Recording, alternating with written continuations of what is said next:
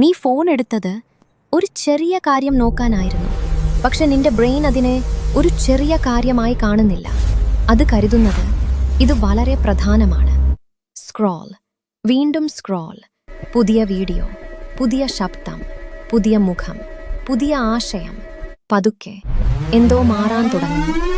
നിന്റെ ഫോണല്ല, നീ തന്നെയാണ്. കാരണം നിന്റെ ബ്രെയിൻ ഒരു ശീലം പഠിക്കുന്നു. കാത്തിരിക്കണ്ട, ചിന്തിക്കണ്ട, ഉടനെ മാറ്റുക. ഓരോ കുറച്ച് സെക്കൻഡിലും പുതിയ കാര്യം. ഓരോ നിശബ്ദതയും അസ്വസ്ഥമായി തോന്നുന്നു. ബോറായ നിമിഷങ്ങൾ. എന്തോ തെറ്റാണ് എന്ന് തോന്നിക്കുന്നു.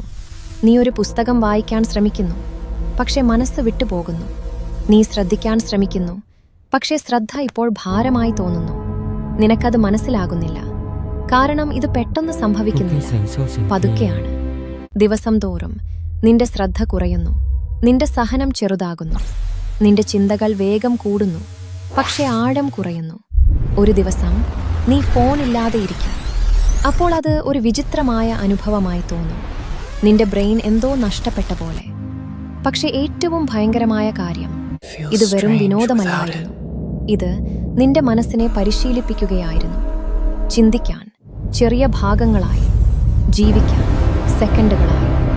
അധികം സ്ക്രോൾ ചെയ്യുമ്പോൾ നിന്റെ ബ്രെയിൻ പതുക്കെ മറക്കുന്നു എങ്ങനെ നിശ്ചലമായി ഇരിക്കാമെന്ന്.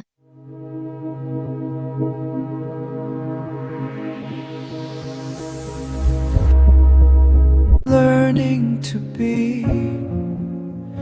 still fades away. ഇത് അവസാനമല്ല. കൂടുതൽ ഫാക്ട്സുക്കായി സബ്സ്ക്രൈബ് ചെയ്യൂ.